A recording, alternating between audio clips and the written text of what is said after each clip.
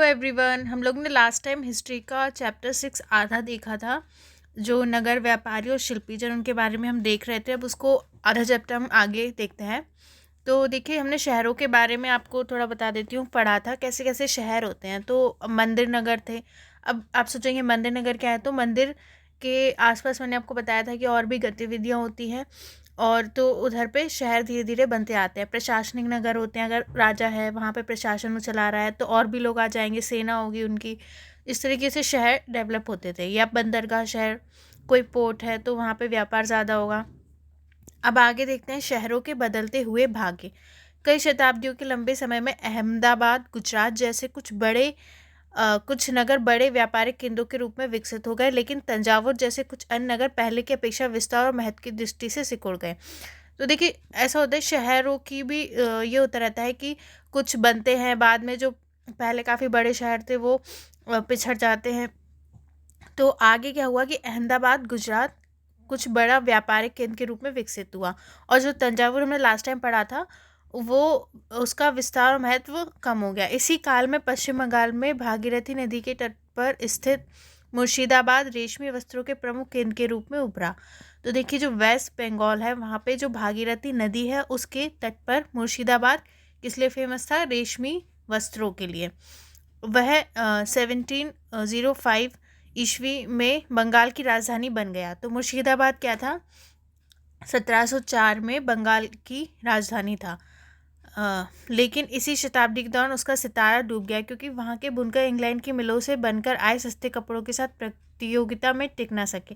लेकिन वो मतलब राजधानी भी था और रेशमी वस्त्रों का केंद्र भी था, लेकिन वो उसके बाद पिछड़ गया वो नगर। क्योंकि क्या हुआ, वहाँ के जो बुनकर थे जो तो वो क्या है, जो इंग्लैंड की मिलों से जो सस्ते कपड़े बनकर आते थे उसके आगे टिक नहीं सके, इसलिए वो शहर पिछड़ गया। अब हम दूसरा देखेंगे, हम्पी, मसूली, पटनम और सूरत। नज़दीक से एक नज़र।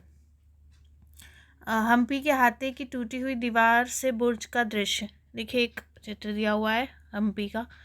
अब हम हम्पी के बारे में पढ़ेंगे। हम्पी की वास्तुकला का सौंदर्य। हम्पी नगर कृष्णा और तुंगभद्रा नदियों की घाटी में स्थित है। तो पहला हम्पी नगर कहाँ है? तो वो कृष्णा और तुंगभद्रा जो नदी है उनकी घाटी में है।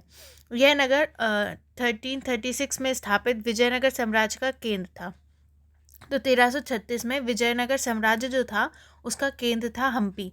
हम्पी के बारे में शायद क्वेश्चन पूछा जा चुका है, तो ऐसे ही आते हैं तब हमें ध्यान रखना होता है। तो देखिए, कहाँ पर था, क्यों था, ये हम सब देख रहे हैं। हम्पी के शानदार खंडरों से पता चलता है कि उस शहर की किलेबंदी उच्च कोटि की थी। किले की दीवारों के निर्माण में कहीं भी गारे चूने जैसे किसी भी जोड़ने वाले मसाले का प्रयोग नहीं किया गया था और शिलाखंडों को आपस में फंसाकर गूंथा गया था। तो देखिए, हम्पी कहाँ था? कृष्णा और तुंगभद्रा नदी की घाटी में था। विजयनगर साम्राज्य का केंद्र था। तो बाद में क्या हुआ, पहले ये काफ़ी वो था अच्छा, फिर उसके बाद एकदम खंडरों में बदल गया। तो देखिए, जब इसको बनाया गया तो आप देख सकते हैं चित्र में, आपको दिख रहा होगा कि कैसे पत्थर एक दूसरे से जोड़ के, मतलब एक दूसरे में घुसाकर बनाया गया है।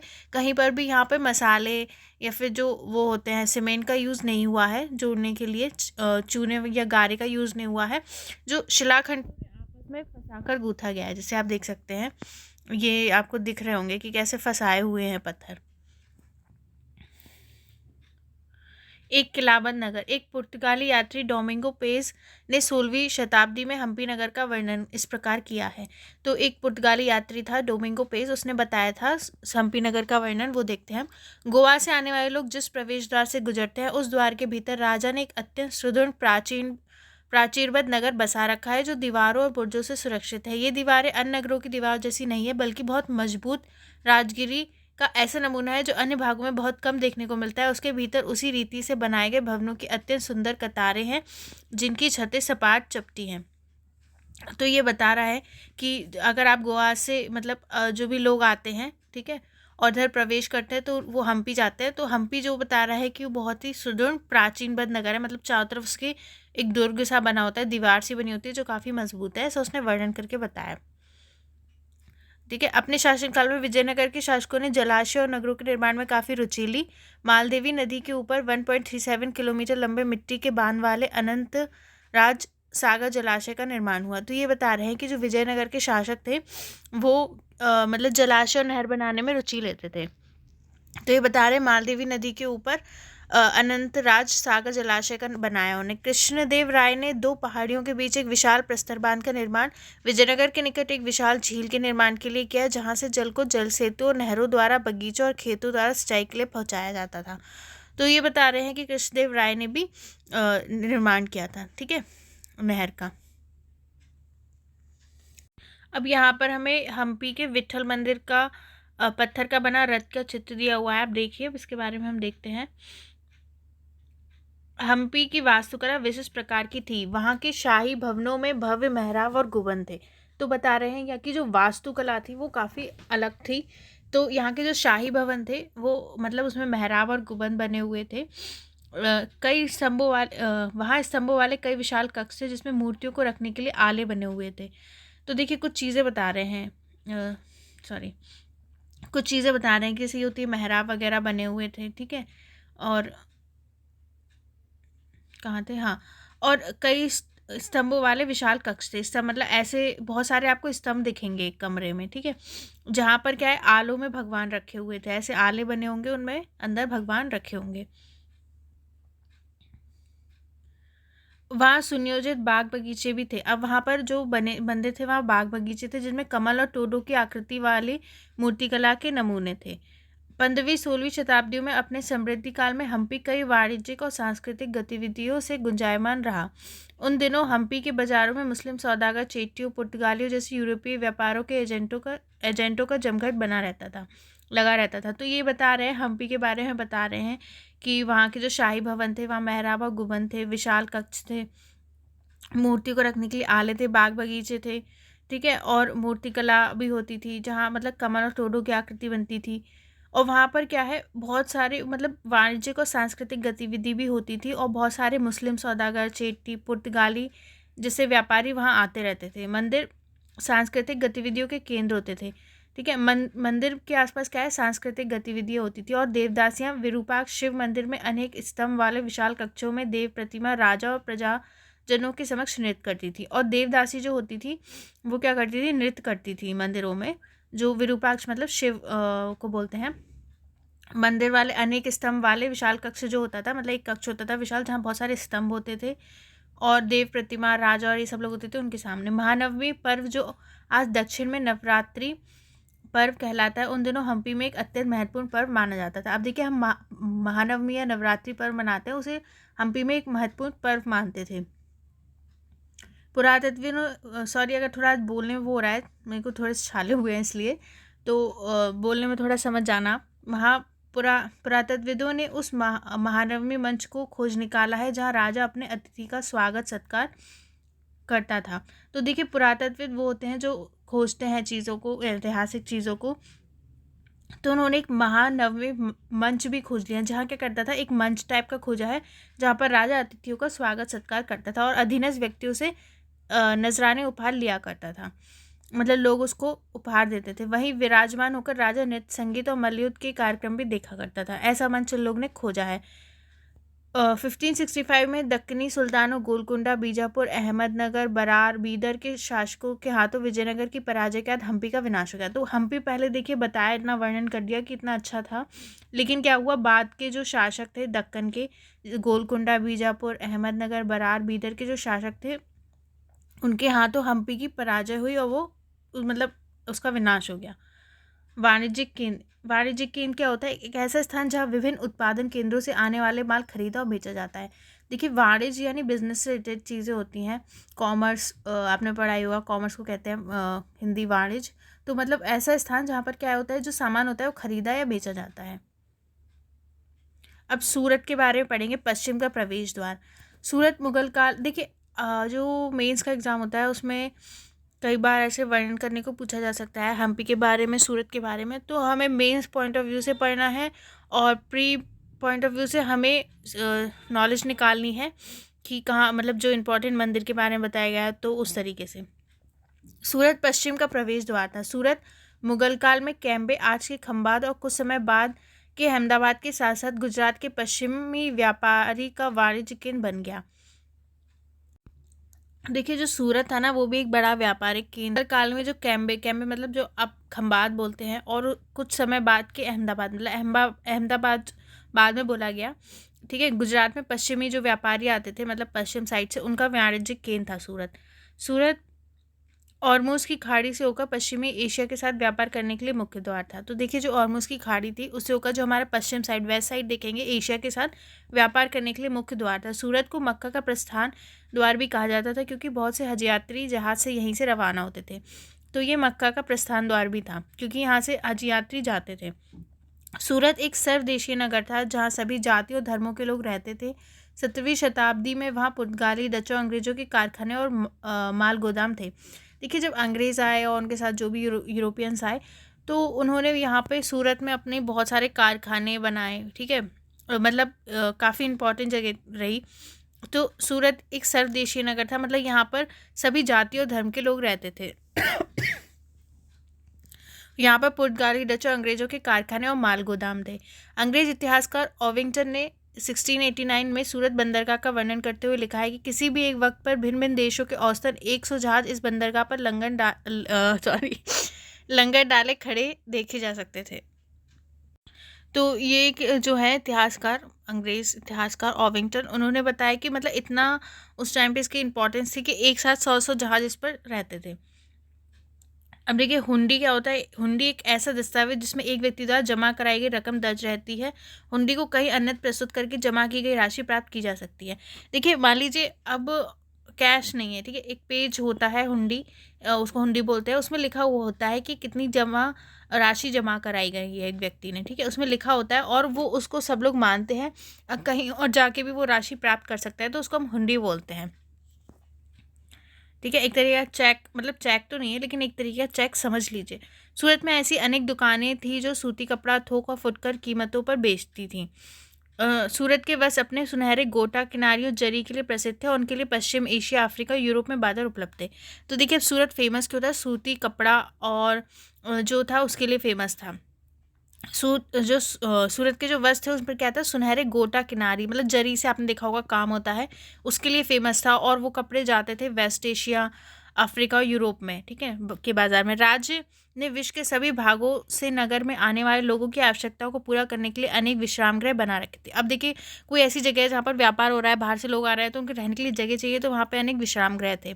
वहाँ भव्य भवन और असंख्यक मनोरंजन स्थल थे, बड़े बड़े भवन थे, ये सब थे। सूरज के काठियावाड़ी सेठों तथा महाजनों की बड़ी बड़ी साहूकारी कंपनियां थीं। अब देखिए, व्यापार हो रहा है, तो आपको व्यापार के लिए पैसे भी चाहिए, तो वो काम साहूकार करते थे। तो वहाँ पर क्या थे? बड़े बड़े महाजन या साहूकारों की कंपनियां थी। उल्लेखनीय है कि सूरत से जारी की गई हुंडियों को दूर दूर तक मिस्र में, काहिरा, इराक में, बसरा और बेल्जियम में, एंटवर्प के बाजार में मान्यता प्राप्त थी। देखिए, तब तो कोई ऐसी बैंक की व्यवस्था नहीं थी ना कि आप यहाँ से पैसे डाल के किसी और कहीं और से निकाल लिए। तो देखिए, सूरत की जो हुंडियाँ थी, मतलब हुंडी मैंने आपको बताया, जो एक दस्तावेज, एक पेज समझ लीजिए होगा, जिस पर लिखा होगा कि इतने पैसे जमा करे हैं, और उन्हें आप कहीं से भी ले सकते हैं। तो सूरत की हुंडियों को मिस्र में काहिरा, इराक में बसरा और बेल्जियम में एंटवर्प तक मान्यता, वहाँ पे भी उनको मान्यता थी। देखिए, इतना ज़्यादा इम्पोर्टेंस रही इस शहर की, ठीक है। अब देखेंगे, किंतु 17वीं शताब्दी के अंतिम वर्षों में सूरत का भी अधःपतन प्रारंभ हो गया। लेकिन ये भी ऐसा नहीं है कि हमेशा ही इसका इम्पोर्टेंट रहा, आगे इसका भी पतन हो गया। इसके कई कारण थे। अब अगर आपसे पूछे कि सूरत के पतन के क्या कारण रहे, तो अब ये कारण हम यहाँ देखेंगे। मुगल साम्राज्य के पतन के कारण बाजारों तथा उत्पादकता की हानि, ठीक है। जब मुगल साम्राज्य का पतन हुआ, अब देखिए, कोई राजा ज़रूरी है ना, कोई साम्राज्य होना चाहिए, तभी तो काम भी अच्छे से होगा। तो उसका पतन के कारण क्या हुआ? बाजार और उत्पादकता की हानि हो गई, प्रोडक्शन कम हो गया। पुर्तगालियों द्वारा समुद्री मार्गों पर नियंत्रण और बम्बई, वर्तमान मुंबई से प्रतिस्पर्धा, जब 1668 में अंग्रेजी ईस्ट इंडिया कंपनी ने अपना मुख्यालय स्थापित कर लिया था। पुर्तगाली तो उन्होंने समुद्री मार्ग पर नियंत्रण कर लिया, तो जो बाकी के व्यापारी थे उनका आना जाना मुश्किल हो रहा था। बम्बई से प्रतिस्पर्धा होने लगी, जहाँ पर अंग्रेजी ईस्ट इंडिया कंपनी का मुख्यालय था। आज सूरत एक महत्वपूर्ण वाणिज्यिक केंद्र है, लेकिन आज भी सूरत जो है इम्पॉर्टेंट, ये बता रहे हैं, वाणिज्यिक केंद्र है। जोखिम भरा दौर, मसूलीपट्टनम के लिए चुनौती। अब हम मसूलीपट्टनम के बारे में पढ़ेंगे। मसूलीपट्टनम या मछलीपट्टनम भी बोलते हैं, नगर कृष्णा नदी के डेल्टा पर स्थित है। तो कहाँ पर है मसूलीपट्टनम या मछलीपट्टनम? कृष्णा नदी के डेल्टा पर है। कहाँ पर है, ये भी ध्यान रखना है। 17वीं शताब्दी में भिन्न भिन्न प्रकार की गतिविधियों का नगर था। अब देखिए, जो 17वीं शताब्दी थी उसमें यहाँ पर अलग भिन्न भिन्न गतिविधि होती थी। हॉलैंड और इंग्लैंड दोनों देशों की ईस्ट इंडिया कंपनियों ने मसूलीपट्टनम पर नियंत्रण प्राप्त करने का प्रयत्न किया, क्योंकि तब तक वह आंध्र तट का सबसे महत्वपूर्ण पत्तन बन गया था। मसूलीपट्टनम का किला हॉलैंड वासियों ने बनाया था। तो देखिए, जो हॉलैंड वासी थे, हॉलैंड के और इंग्लैंड के जो लोग थे, ठीक है, वो दोनों ही जो थे वो मसूलीपट्टनम पर नियंत्रण करना चाहते थे। दोनों की ईस्ट इंडिया कंपनी थी, क्योंकि वो जो उस समय जो आंध्र प्रदेश था, उसका मतलब जो तट था, वहाँ का सबसे इम्पोर्टेंट ये पोर्ट था, ठीक है, पत्तन था। मसूलीपट्टनम का किला जो था वो हॉलैंड वासियों ने बनाया था। हॉलैंड के जो लोग थे उन्होंने बनाया था। मछुआरों का एक गरीब नगर। देख, गुमाश्ता क्या होता है? यूरोपीय ट्रेडिंग कंपनी की व्यापारिक गतिविधियों के प्रभारी अधिकारी, ठीक है। यूरोप की जो ट्रेडिंग कंपनी थी, तो उनकी जो व्यापारिक गतिविधि थी, उनके एक अधिकारी समझ लिए, उन्हें गुमाश्ता बोलते थे, ठीक है। अब ऐसा वर्ड एकदम से आ जाएगा तो पूछ लिया जाए गुमाश्ता क्या होता है, तो शायद ही पता हो। तो अंग्रेजी ईस्ट इंडिया कंपनी के एक गुमाश्ते विलियम मैथवर्ल्ड ने 1620 ईस्वी में इन शब्दों में मसूलीपट्टनम का वर्णन किया, ठीक है। जो अंग्रेज की ईस्ट इंडिया कंपनी के एक जो अधिकारी थे, विलियम मैथवर्ल्ड, उन्होंने बताया था मछलीपट्टनम का वर्णन क्या था। ये गोलकुंडा का एक मुख्य पत्तन है, जहाँ परम पूज्य ईस्ट इंडिया कंपनी अपना एजेंट रखती है। हंसी आ रही पढ़ के, परम पूज्य ईस्ट इंडिया कंपनी। ये एक छोटा नगर है, पर घना बसा हुआ, बिना किसी चारदीवारी के और खराब तरीके से बना हुआ। ना ही ये अच्छी जगह स्थित है। उसके सभी जल स्रोत खारे पानी के, और पहले एक गरीब मछुआरा नगर था। आगे चलकर यहाँ जहाज़ों के लिए लंगर डालने की सुविधा हो गई, जिससे व्यापारी लोग यहाँ रहने लगे। और चूँकि हमारे और हॉलैंड के निवासी यहाँ इस तट पर आते जाते रहते हैं, यह उनके लिए निवास की व्यवस्था करता है। देखिए, एक जो अंग्रेज़ थे ना, वो हमेशा इंडिया को थोड़ा सा बुरा ही बताते थे। तो ये बता रहे हैं कि जो पहले ये बेकार था और यहाँ पर मछुआरे रहते थे, लेकिन आगे चलकर ये हम लोगों के निवास की जगह हो गई।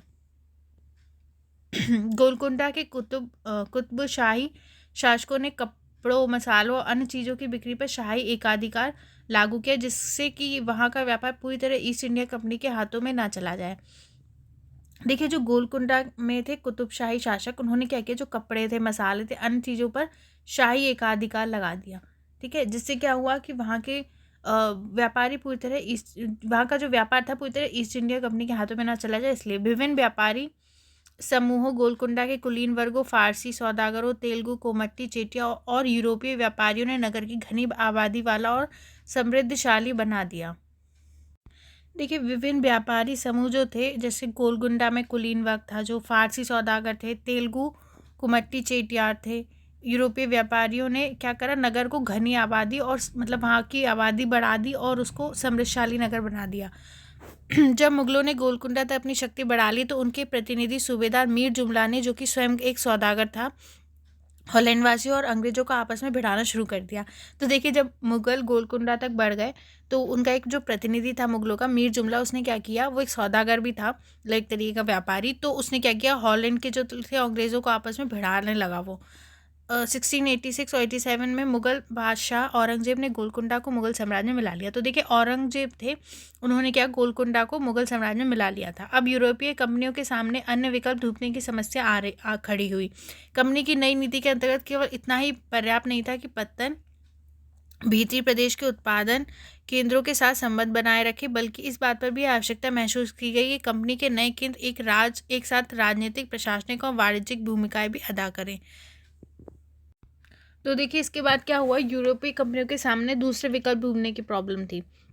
जो कंपनी की नई नीति थी, उसमें था कि जो मतलब पत्तन है, वो सिर्फ मतलब जो पत्तन के बाद जो भीतर मतलब अंदर की जगह है, उनके साथ उत्पादन के सिर्फ जो मतलब अंदर देश का अंदर का जो क्षेत्र है, उसके साथ उत्पादन केंद्रों के साथ ही सिर्फ नाम संबंध बनाए रखे, बल्कि और भी कंपनी नए केंद्र बनाए, जहाँ पर क्या है, वो केंद्र वाणिज्यिक, प्रशासनिक और वाणिज्यिक भूमिका अदा करे। मतलब वो चाह रही थी एक तरीके से कि नए और अंदर केंद्र बने कंपनी के। जब कंपनी के व्यापारी बम्बई, वर्तमान मुंबई, कलकत्ता, वर्तमान कोलकाता और मद्रास, वर्तमान चेन्नई चले गए, तब मसूलीपट्टनम अपने व्यापार और समृद्धि दोनों ही खो बैठा और 18वीं शताब्दी के दौरान उसका अधःपतन हो गया, और आज वह एक छोटे से जीर्ण नगर से अधिक कुछ नहीं है। तो देखिए पहले यहाँ पर कितना घनी आबादी और समृद्धशाली जगह थी, लेकिन जब इन लोगों के और जगह केंद्र बन गए बम्बई, कलकत्ता, मद्रास में, तो जो मसूलीपट्टनम था उसने अपनी समृद्धि खो बैठी, उसका पतन हो गया उस जगह का। ठीक है, इतना मतलब वो समृद्धशाली नहीं रहा। अब नए नगर और व्यापारी देखेंगे। 16वीं और 17वीं शताब्दी में यूरोप के देश व्यापारिक उद्देश्यों से मसालों, कपड़ों की तलाश में लगे हुए थे, जो यूरोप और पश्चिम एशिया दोनों जगह लोकप्रिय हो गए थे। अंग्रेज, हॉलैंड वासियों और फ्रांसीसियों ने पूर्व में अपनी वाणिज्यिक गतिविधियों का विस्तार करने के लिए अपनी अपनी ईस्ट इंडिया कंपनियां बनाई। तो देखिए 16वीं और 17वीं शताब्दी में यूरोप के लोग पता है इंडिया क्यों आते थे? इसलिए आते थे क्योंकि वो यहाँ के जो मसाले और कपड़े थे वहाँ बहुत अच्छे मतलब बिकते थे, तो इसलिए वो यहाँ आए। ठीक है, और उसके बाद क्या है, जो हॉलैंड वासी और फ्रांसीसी और अंग्रेज थे, उन्होंने क्या है अपनी वाणिज्यिक गतिविधियों का विस्तार करने के लिए अपनी कंपनी, अलग अलग ईस्ट इंडिया कंपनी बनाई। ठीक है, प्रारंभ में ऐसा नहीं ईस्ट इंडिया कंपनी सिर्फ अंग्रेज की, मतलब सबकी अपनी अलग अलग ईस्ट इंडिया कंपनी है। प्रारंभ में तो मुल्ला अब्दुल गफूर और वीरजी वोरा जैसे कुछ बड़े भारतीय व्यापारियों ने, जिनके पास बड़ी संख्या में जहाज थे, उनका मुकाबला किया, किंतु यूरोपीय कंपनियों ने समुद्री व्यापार पर अपना नियंत्रण स्थापित करने के लिए अपनी नौशक्ति का प्रयोग किया और भारतीय व्यापारियों को अपने एजेंट के रूप में कार्य करने के लिए मजबूर कर दिया। तो देखिए अगर ये लोग आए तो भारतीय व्यापारी भी तो होंगे, उनका क्या हुआ? तो देखिए उनके पास जहाज थे, है ना, पहले तो वो उनका मुकाबला कर पाए, लेकिन आगे क्या हुआ कि जो यूरोपियन कंपनियां थी वो धीरे धीरे, इन लोग की जो नौसेना शक्ति बहुत अच्छी थी, तो इन लोगों ने धीरे धीरे समुद्र पर नियंत्रण कर लिया। तो अब भारतीय व्यापारी सिर्फ उनके एजेंट के रूप में ही काम करने लगे। अंततः अंग्रेज और उपमहाद्वीप में सर्वाधिक सफल वाणिज्यिक और राजनीतिक शक्ति के रूप में उभर कर स्थापित हो गए। तो अंग्रेज लास्ट में आपको पता है कि सबसे सफल रहे इंडिया में अपना वो करने में विस्तार। वस्त्रों जैसी वस्तुओं की मांग में तेजी आ जाने के अधिकाधिक लोगों ने कताई, बुनाई, धुलाई, रंगाई आदि का धंधा अपना लिया। इससे इन शिल्पों का बहुत विस्तार हुआ। देखिए अब क्या हुआ, वस्त्रों को ज़्यादा मांग हो गई तो बहुत से लोग इस धंधे में आ गए। देखिए जो काम ज़्यादा चलेगा उसको लोग ज़्यादा करेंगे इन्हें। भारतीय वस्त्रों के रूप, रंग और डिज़ाइन अधिकाधिक परिष्कृत हो गए।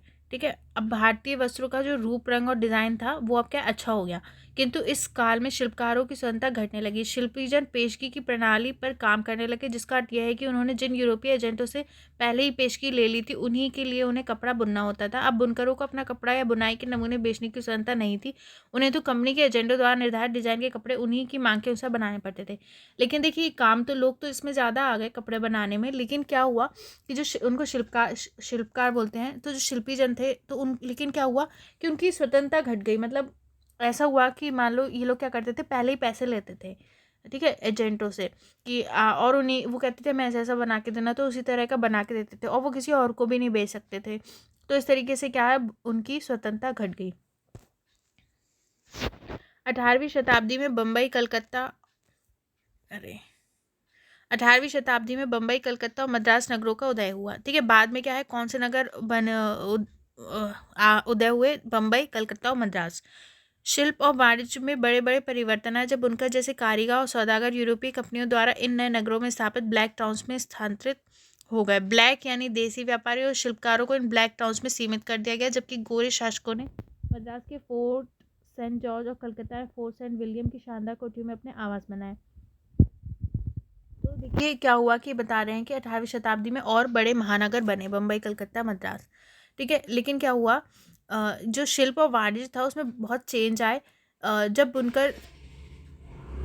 तो देखिए लोग ने क्या करा, यूरोपियंस ने, कि जैसे कि ब्लैक टाउन्स बना दिए। ब्लैक टाउन्स मतलब ऐसी जगह जहाँ पर मतलब जो बाकी इंडियंस थे वो रहते थे, कारीगर और सौदागर वो रहते थे, और मतलब जो ब्लैक यानी जो देसी लोग थे वो इन ब्लैक टाउन्स में रहते थे, और जो गोरे शासक थे यूरोपियंस वो कहाँ पे, मद्रास के उन्होंने फोर्ट सेंट जॉर्ज है और कलकत्ता में फोर्ट सेंट विलियम, मतलब इनकी अच्छी अच्छी कोठियाँ हैं जहाँ पर उनके मतलब आवास हैं, वहाँ पर वो रहते थे। प्रारंभिक 19वीं शताब्दी मुंबई की एक सड़क का उसको दिया हुआ है। अब ये भी पढ़ लेते हैं वास्को डी गामा और क्रिस्टोफर कोलंबस के बारे में।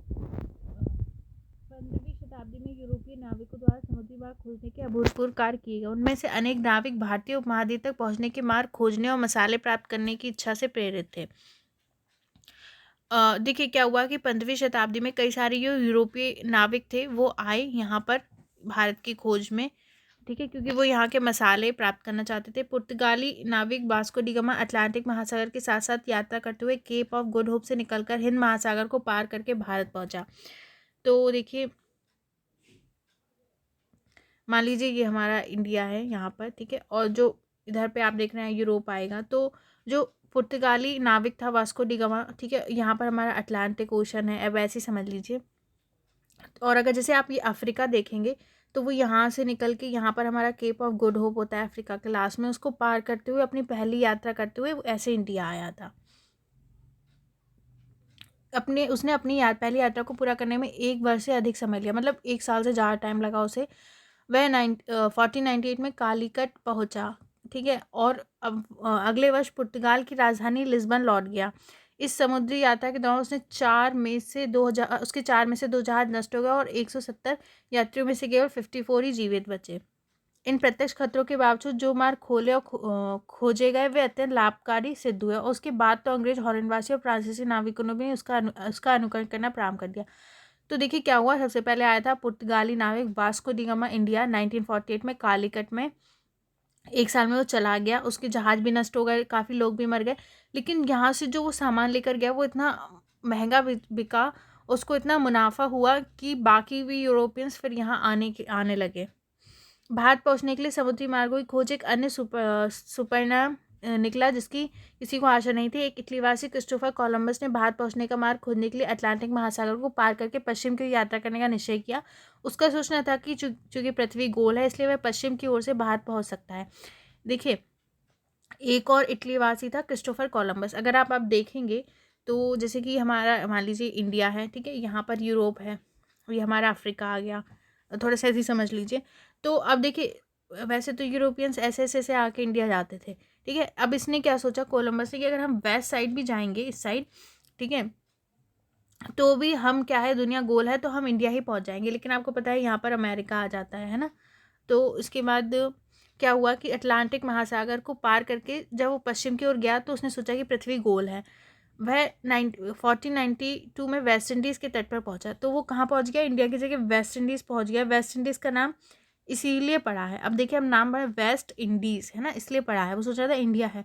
उसके पीछे स्पेन और पुर्तगाल के नाविक और विजेता भी वहाँ आते रहे और उन्होंने मध्य और दक्षिणी अमेरिका के बड़े बड़े भागों को अपने कब्जे में कर लिया और अक्सर उन प्रदेशों की पहले बनी बस्तियों को नष्ट कर दिया। और उसी ने अमेरिका की खोज की थी कोलंबस ने, और वहाँ पर फिर जो पहले के लोग थे उन सबको, उनकी बस्तियों को नष्ट कर दिया और उस जगह को इन्होंने ले लिया, अपने कब्जे में कर लिया। ठीक है, अब ये चैप्टर फिनिश हो गया, अब नेक्स्ट टाइम देखेंगे नेक्स्ट चैप्टर। बाय।